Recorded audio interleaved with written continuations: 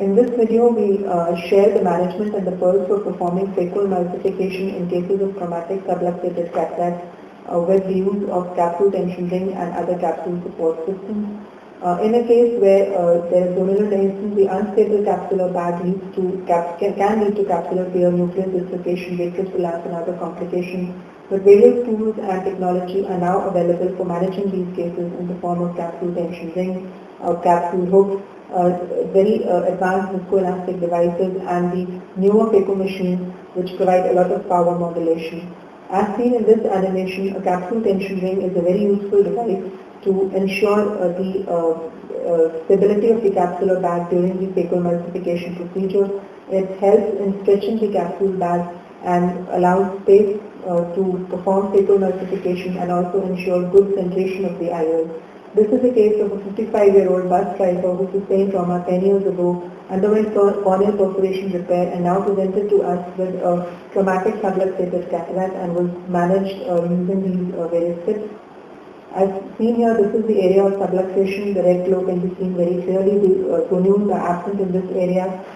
So we first use dispersive viscoelastic in the form of viscose, which was used to tamponade the vitreous and avoid any further vitreous collapse into the anterior chamber. A gentle capsulorhexis was done and taking care to avoid any further stretching of the zonules. After this, a careful hydrodissection was done, which was very gentle in different quadrants and using very small quantities of fluid so as to avoid any further stress in the capsular bag or to build up, and to avoid any pressure build-up within the capsular bag. These capsular support systems in the form of capsule hooks were then used to catch the capsulorhexis margin and to act as artificial zonules so that the capsulorhexis margin was kept stretched and away from the area where the phacoemulsification was done. This is a capsule tension ring which was inserted in the capsulorhexis. The way to insert is to just gently rotate the capsule tension ring within the capsulorhexis margin, and the curvature of the capsule tension ring is such that it automatically places itself in the right position, stretching the capsule bag at the equator and ensuring that the capsule remains away from the center and from the phacoemulsification.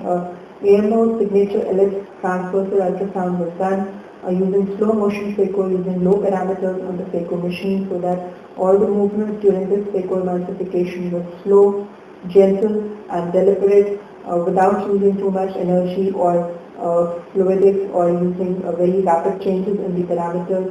The rotation of the nucleus has to be very gentle, avoiding the area of subluxation and avoiding any further stress in the area around the subluxation so that there is no further extension of the area of zonal dehiscence.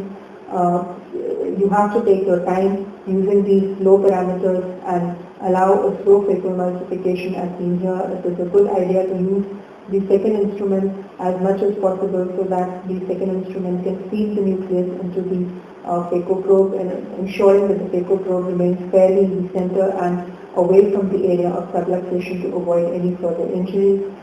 And once the nucleus has been removed, it is also a good idea to place the second instrument between the phaco probe and the capsule, as the capsule in these cases is unstable and can be floppy, so that the phaco probe can catch the capsule and therefore the second instrument guards the capsule between the phaco probe. The cortical cleanup is done, and in this case a thickness 1-piece IOL was implanted. Being a single-piece IOL, it is more suitable for such cases, as the 3-piece IOLs can be more injurious or can be difficult to implant.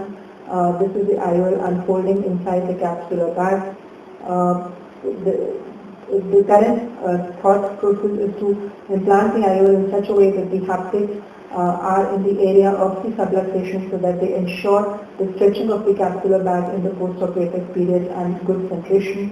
The viscoelastic device is to be carefully removed if we are using the dispersive viscoelastics like Viscode or the dense viscoelastics like Helon. And as you can see here, the IOL is very well centered. This patient achieved a post-operative visual acuity of 612 and the best corrected was 6.9, with which of course the patient as expected was very happy. When it comes to the different kinds of capsule tension rings, we have the standard ring, the Sioni ring, and the Ahmed rings. They are made in different designs. The way to select them is based on the clock hours or the extent of subluxation, and it is recommended that up to 3 clock hours a standard capsule tension ring, and if it is more than 3 clock hours a Sioni ring should be used. The optimum timing for implanting these capsule tension rings is before performing a phaco, because if it is inserted after the phacoemulsification, then the capsulorectus edge remains unstable, and at the very least we must at least use capsule hooks or capsule support systems to work with artificial gonium.